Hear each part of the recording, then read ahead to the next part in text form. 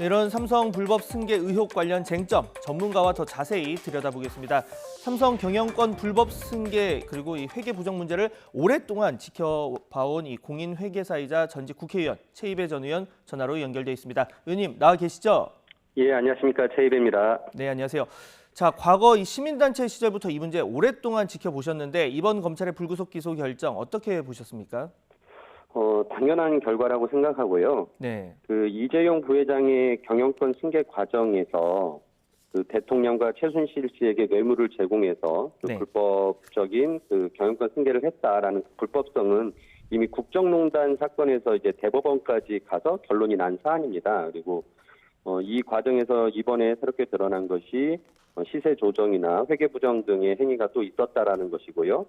이런 행위가 있었던 이유는 최소 비용으로 최대한 총수 일가의 지배권을 확보하려고 계획했고 그것을 실행했다라는 것이 이번에 검찰에서 드러난 내용입니다. 네. 앞서 그 내용에서 이재용 그 부회장의 변호인단이 기소 결정을 이미 내고 수사를 했다라고 비판을 했다고 이제 나왔는데요. 네. 솔직히 이재용 부회장의 경영권 승계 불법성은 이미 국민들이 다 아는 내용입니다.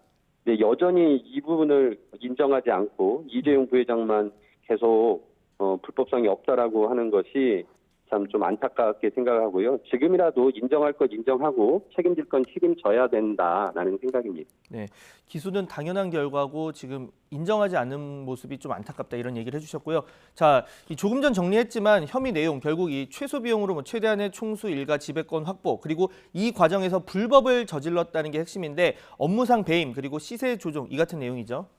예. 그 삼성물산과 제일모직이 합병하면서 경영권 승계가 이루어졌는데요. 네. 그 이재용 부회장은 제일모직 주식을 가지고 있습니다. 삼성물산의 주식은 없었고요. 그래서 네. 제일모직에 유리하게 합병을 해야만이 자신이 지배권을 확보할 수 있게 되는 거였죠. 그래서 그 합병 과정에서 제일모직에게 유리한 합병 비율을 만들어내기 위한 과정, 즉 제일모직의 주가는 높게 만들고 삼성물산의 주가는 낮게 만들어야 되는 유인이 있었고요. 예. 그 과정에서 제일모직의 자회사인 삼성바이오가 있었고 또 삼성바이오의 또 자회사인 삼성바이오 SP라는 회사가 있는데 이 SP라는 회사를 나스닥에 상장시키겠다. 그리고 또 제일모직이 가지고 있는 에버랜드 주변의 땅을 개발하겠다라 등의 이제 호재성 정보를 발표를 함으로써 주가를 높이는 그런 효과를 누리면서 합병 비율을 결정했기 때문에 이 부분은 아까 말씀드린 이제 시세 조정 혐의 같은 것들이 여기에서 이제 드러났다라고 본 겁니다. 네. 예. 자, 어제 기소 내용에서 특히 주목해서 볼 만한 이 내용이 있었다면 어떤 게 있을까요? 이번 사건을 그 2012년도에 프로젝트 G라고 하는 그 경영권 승계 계획을 그 계획부터 해서 16년 실행되고 사후 관리하는 과정까지 총 한 5년간의 이 계획을 하나의 큰 사건으로 보면서 네. 이를 이를 각각 구성하는 행위들에 대해서 법률적 평가를 검찰이 내린 겁니다. 그래서 네네. 중요한 것은 이재용 부회장이 경영권 승계라는 의도를 가지고 있다라는 큰 맥락을 명확하게 보고 구체적인 행위들에 대해서 불법적 혐의를 확인한 것으로 굉장히 큰 의미가 있다고 하겠습니다. 네, 지금 혐의가 나오고 있는데 이 자본시장법 위반, 그러니까 시세 조정하고 이런 내용이랑 그리고 분식회계 그 말고 이번에 추가가 된 게 업무상 배임입니다. 이거 어떤 의미입니까? 이 배임이라는 건 임무를 배신했다라는 것이거든요. 예. 그러니까 어떤 임무가 있냐? 회사는 시장과 투자자에게 정확하고 충실한 정보를 제공해야 합니다. 그래야 이제 투자자들이 자신의 이익을 위해서 제대로 의사결정을 할 수 있겠죠. 그런데 이번 합병 과정은 투자자인 주주들의 이익이 아니라 지배주주인 이재용 부회장의 이익을 위해서 결정한 것이고 그 과정에서 결국 다른 주주들은 손해를 본 겁니다. 그 주주 중에 이제 국민연금도 포함되어 있기 때문에 국민 모두가 피해자라고 할 수 있고요. 따라서 이런 행위에 대한 배임이라는 형사적 처벌을 하겠다라는 의지를 검찰이 밝힌 것은 굉장히 지금까지 좀 없었던 굉장히 좀 강력한 의지를 표명했다라고 볼 수 있겠습니다. 네. 자, 이 재판에 넘기기까지 과정도 순탄치 않았습니다. 특히 이 검찰 수사심의위원회에서 수사 중단하라 그리고 불기소하라 이렇게 권고를 했고 이 과정에서 여러 가지 얘기가 나왔는데 이 대목 어떻게 봐야 합니까? 이 검찰 수사심의위원회라는 것이 지난 그 검찰 개혁 과정의 어떤 성과물이었습니다. 예. 이 수사심의위원회를 왜 만들었냐면은 검찰이 어떤 수사를 해서 결과를 냈는데 그 결과에 대해서 이제 국민적인 의혹이 있고 이 국민적 의혹을 다른 방식으로는 명확하게 해명할 수 없을 때 국민들이 참여하는 수사심의위원회에서 이거를 다뤄봐야 된다라는 것이었습니다. 예. 그래서 결국은 이러한 사안들은 좀 국민적 의혹이라고 할 수 있는 큰 그 여론적인 뭐 내용이 좀 있어야 되는데 이거를 오히려 삼성 이재용 부회장 측에서 악용을 한 거죠.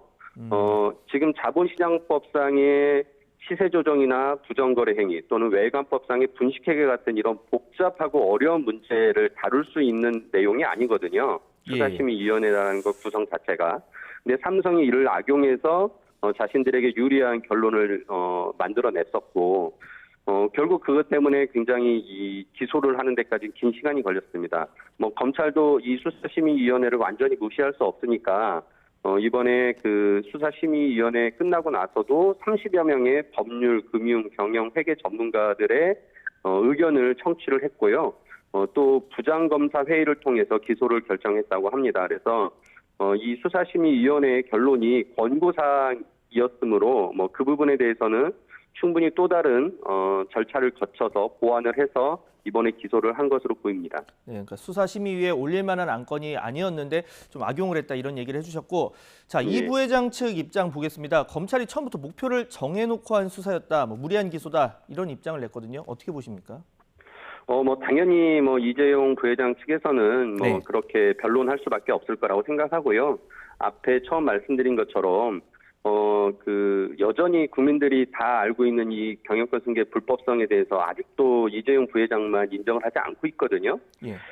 좀 본인이 빨리 인정할 건 인정하고 책임질 건 책임지고 그리고 앞으로 더 기업의 그룹을 위해서 일할 수 있는 방안이 무엇인지를 좀 고민하는 건설적인 좀 대안을 냈으면 좋겠습니다. 네, 회계사시니까 이걸 제가 여쭤볼게요. 하나는 예. 기업 가치를 평가 산정하는 과정은 형법상 유무죄를 가늠할 수 있는 사안이 아니다. 이런 얘기를 삼성 측에서 했고요.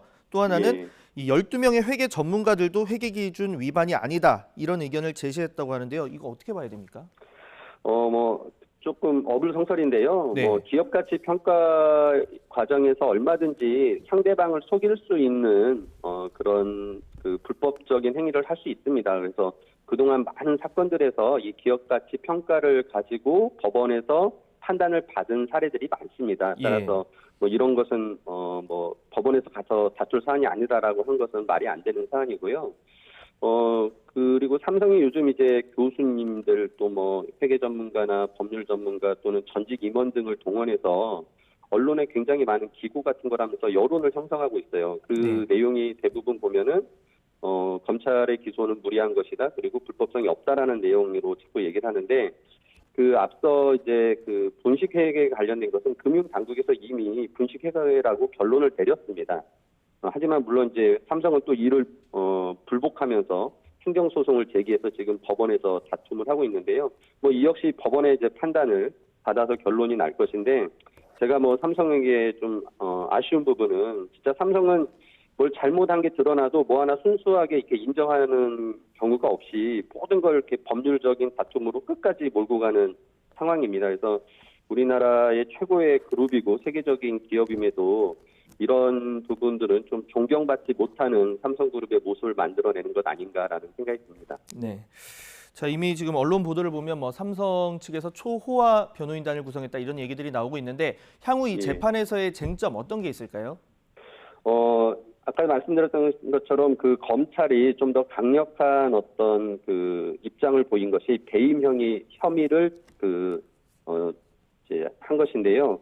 이게 배임이라는 부분이 지금까지는 그 대법원의 판례상 이렇게 회사가 회사의 임원들이 회사를 위해서 일을 해야 되는데 그 과정에서 주주의 이익을 해치는 경우가 간혹 생기는 것에 대해서는 배임으로 보지 않았습니다. 그런데 이번에 검찰에서는 그 부분을 주주의 이익을 훼손시킨 부분까지 배임으로 봤거든요. 그래서 새로운 좀 법리 논쟁이 있을 것 같고 저는 이 법인이라는 것이 존중돼야 되지만 이 법인격 내부에 있는 지배주주와 소수주주 간의 이해가 충돌할 경우에는 모든 주주의 이익에서 관점에서 경영 의사 결정이 되어야 된다라는 그런 법리가 우리나라에도 적용이 돼서 명확하게 이런 지배주주들의 그 불법 행위들을 단죄할 수 있는 판례가 좀 만들어지기를 희망합니다.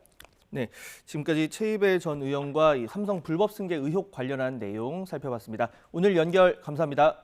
예, 감사합니다.